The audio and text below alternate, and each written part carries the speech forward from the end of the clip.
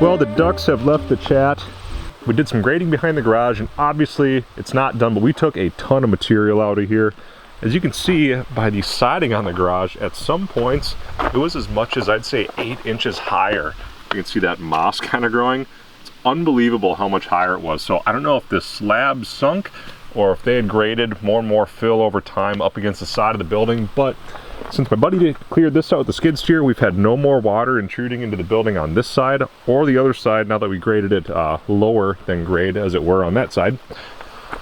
There's more work to do back here because obviously there's still there's a belly here, it's high there, and on the back side of that hill where the light is, it's actually really high up against the corner. It's, you know, at its peak probably a couple feet higher. So we're going to be doing some more grading with the skid steer. We'll probably just pay it out towards the pond right now, or we can pile the material somewhere else, what have you. But that's one thing we took care of off camera for now, just to keep the building dry and keep it from rotting, or rotting worse as it would be. But in a somber bit of news, Ursula the tractor did spring a leak. So I was going to pick up the bucket at the end of the day a few days ago, and all of a sudden it went boosh, and it squirted everywhere. And I don't care what it tells me, it's still hydraulic fluid and it's gross. So when you work a piece of equipment like this, sometimes it is going to have a blowout because a lot of these lines are old. But let's hop back in time real quick, and we're going to take care of a couple of lines on this thing and we'll get it running again. So a couple of days ago, I went to go pick up the bucket on this old beast, and what happened is the rear hydraulic fitting on this, or one of them, actually just blew out. It was a total murder show outside when I did it. You can kind of see it was getting worn through here, but luckily this is probably going to be a hose that I can just go buy at my local like farm and fleet supply type store. There's a couple of pipe thread type fittings on it and quick connects on the back. So what I'm going to do is go take one of these, because both will be the same. I'll replace both of them and just match them up for the right length, and hopefully be good to go and get this thing back into action. I did find in the back in the little storage compartment that I've got a new quick coupler as well, so I can replace this one, which is also leaking. So while the system is like drained and empty and whatnot, I'm gonna go ahead and replace this stuff and hopefully get this thing working just fine.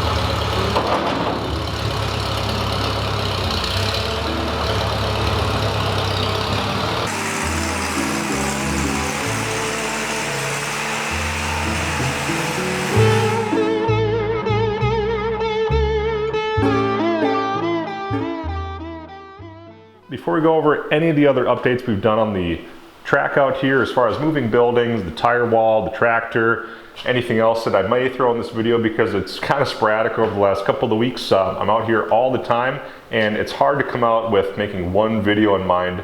So one really cool thing that happened that I found out about just a few days ago was that, if you're familiar with it or not, Bankshift.com is actually an online car publication. It has been for many, many years. I would say going on over 10 years if I had to guess. The coolest thing about it for me is that back in the day when I first started getting into cars, it was the first car forum I spent any time on, made an account on, and coincidentally, the first piece of merchandise I ever bought something on was Bankshift. So check this out. I found out that Chad Reynolds had actually been posting stuff about the track on their car update page or whatever is on the main page and on their Facebook page and all that. And coincidentally, like I said, this was the first car form I'd ever been on, and for me, this is as cool as being on like Hot Rod or anything else, because it had such a huge influence on what I liked in cars, because it wasn't like, it's not like a car form where it's only Corvette form, you know what I mean, which I'm also on. It's not Camaro 5 or Camaro 6 or, you know, any of the Mustang forms where it's just Mustangs. This website is a car forum with all kinds of stuff on it. So any make and model, you can have a project thread on it. It's super cool. It's what got me into the variety of vehicles that I like, when predominantly now I've got F-bodies, but it's just what I know the best. But I like all kinds of cars, and this is one thing that I think had an influence on it. So if I had to guess, I bought this shirt 9 or 10 years ago, and I won't fit in this thing anymore. I think it's actually a medium. So anyways, I just thought that was super cool, and this is one little thing that I had from back in the day, and I just haven't worn it for a long time. It's in my closet, and I'm never gonna get rid of it, and someday maybe my kid will have it. So now that Ursula is up and running again, it's as good as it's ever been, although it does have a couple more leaks here and there.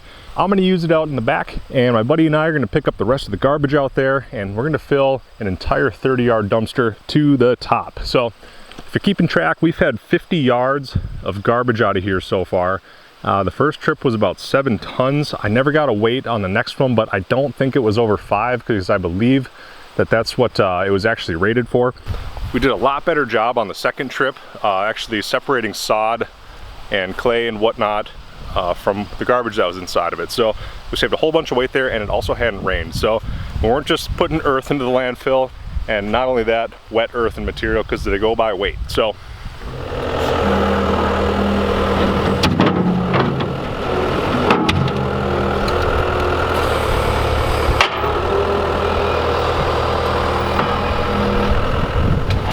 as you can see, it is just a pile of crap. And unfortunately, what happened with this is that when the previous owner and everything actually took this out of the garage, it just got mixed in with all this sod and everything, because he took his Mini or his skid steer or whatever he had out here, and he just paid it all out this way. So what you have is this big ball of junk out here. Unfortunately, I bought the place with it like this, so it's part of the deal. What we're gonna do is use his skid steer to fill up this 30-yard dumpster, and hopefully this will be one of the last ones that we're gonna need out here. So enough ranting about that. We're gonna start loading this sucker up, and we're gonna get to work.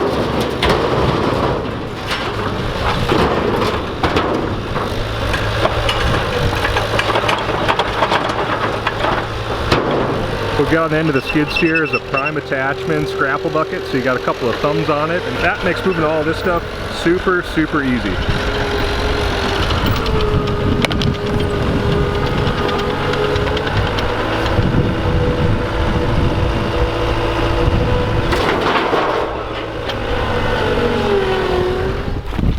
Guess we all float down here, right? Well, after about 20 minutes, he's put a big dent in this pile. We do a lot of hand picking and get a lot of this stuff out here. But so far, that thing is the tool for the job, obviously. It's gonna look really good. I'm hoping that 30-yard dumpster is gonna be not quite full with all this. Maybe we'll be able to get a little bit more from the pile in the back in there. I've got a little bit of a scrap trailer going, so I can get rid of some of that at the recycling center. And I'll burn some wood out here. So the best way to do it is going to be to get it all kind of in a dumpster and just out of here. It'll be the quickest, although not the cheapest, but there's no other way to do it. Might be wondering, maybe call the county, maybe call the town. Is there any assistance for this kind of thing? And the answer is no. I did check. So if you get somebody out on your property that dumps all this stuff, it's pretty much your problem. It's really too bad.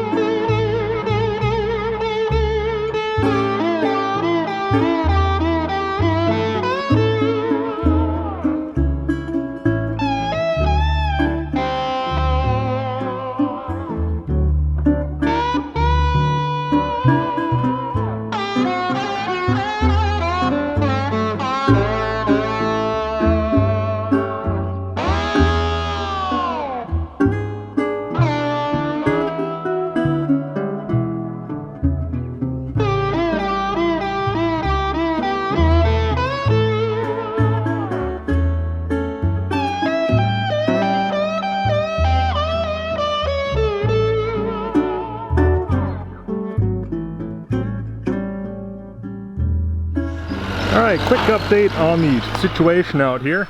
We've got all of the garbage gone, and what I'm gonna come back with in a day or so is a big magnet, like a roll behind one. Maybe I can rent like a big electromagnet, because I am finding some like wood screws and various other things that are, you know, without a doubt are gonna puncture tires out here, and you can't have that, you know, for myself or anyone else driving around. You can't be getting flats. I've already gotten one out here in my truck, and it's really a bummer.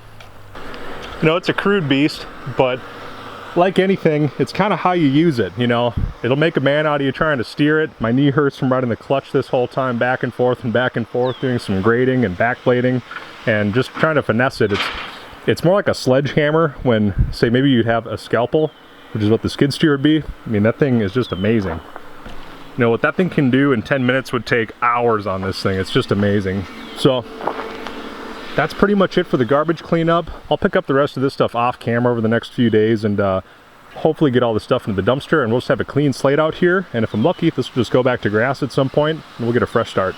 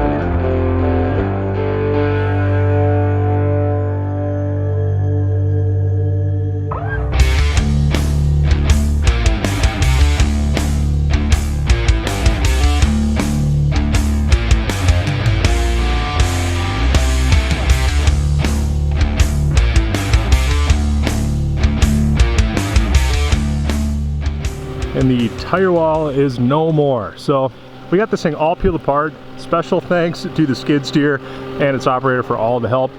Having those long forks in there made that super easy, and he's able to get into the tires, as you saw, and just rip them right out. Otherwise, out of it is sit and screw with literally screws, little torque spit type deals. So we're gonna get this pile of scrap out of here, and I'll come back tomorrow, probably with the blower, start cleaning all this up, blow it all off into the grass and give it a cut. And now there's gonna be no more debris when people hit stuff here.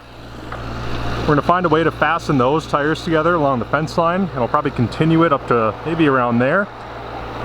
So we'll have a little bit of a barrier for now over that way, and we will be getting some sort of concrete through here as time goes on, whether it's K-rail or the smaller rectangular barriers all linked together. We'll see what it actually takes, but that'll be the plan here because we want everybody being nice and safe. We may put it a few feet back or even towards the fence line, so there's a little bit of a slop room in here. But at any rate, this is all cleaned up. I'm gonna fire up the International, go dump this in the same pile he's dumping all that in, and we're gonna get out of here for tonight.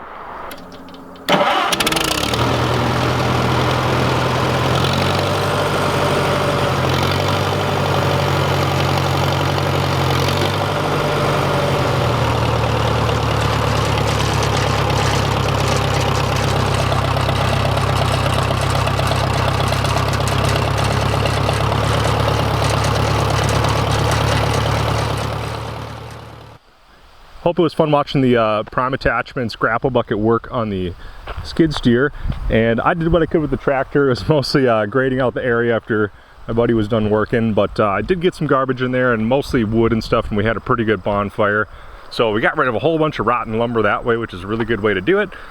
Next thing you're going to notice is now I've got a great wall. It extends for miles, and what that is the old tire wall that was right here. So the old tire wall served a purpose at the time, and at the time when this was a karting facility, carts would come around the corner here, and if they came in a little hot, they would skid across some plastic, which was fortified with some lumber and tires, of course.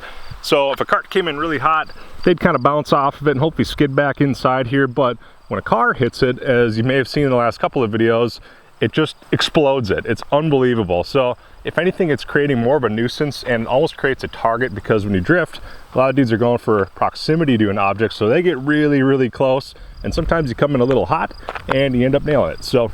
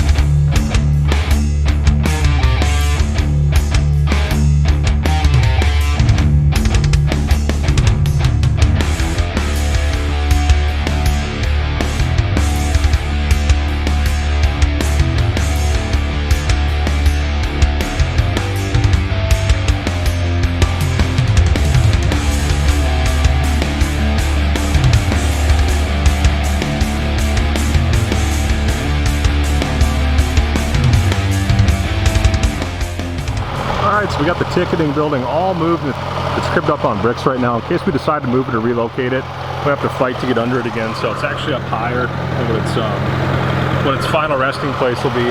But got her all moved with the skid steer. Those forks on it came in super handy, and I just carried that cribbing and a couple little tools over with the tractor. I should be able to lift up each corner and take the cribbing out as I go with the tractor when this is all said and done. So that's actually another handy thing to have around here, is to be able to lift a little bit with it. But that'll probably be approximately its final resting place. So when people come in, maybe we have ticketing set up right here. Obviously we got to fix up the building quite a bit. But yeah, you're starting to get, hopefully you're starting to get the idea. It's going to be set up a little bit like this, and you can come and go or whatever you got to do. Maybe when we get power out to here, you can scratch some of that in and have a nice little building to work out of.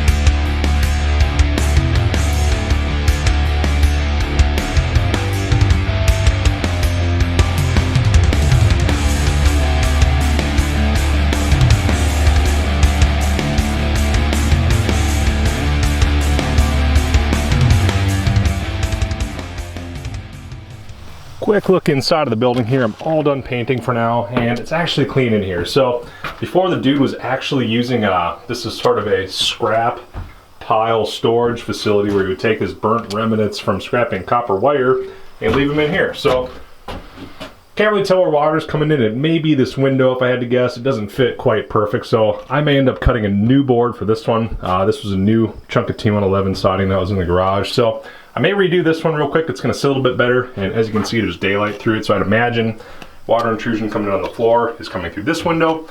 But for now, this is a clean, sealed up little building, and it's one less thing to worry about getting more damaged over the winter. Kind of the whole point of doing this is just gonna make the place look a little bit better when you first drive in, but more importantly, it's gonna preserve kind of what's left of the structure, because it was actually starting to get kind of corroded here and there. There's a couple of boards that I could replace on the trim on the side.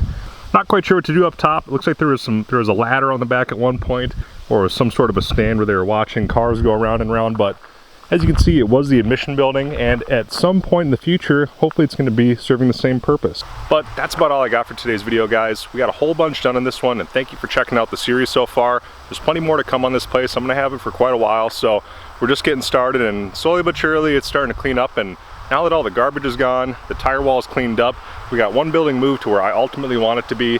We can keep forging ahead and making things happen out here. So I've got one more episode in the can. In the next video, there's gonna be a giveaway, so make sure you come and check out that one. You're not gonna have to buy anything. It's just gonna be a drop a comment kind of thing, and you're gonna get a little tool from a company that I've worked with a few times over the years.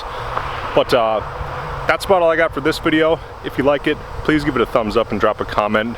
If you haven't already, subscribed to the channel. There's 27,000 of you right now watching this project, and it's been a lot of fun sharing it with you guys. So I'll catch you guys in the next video.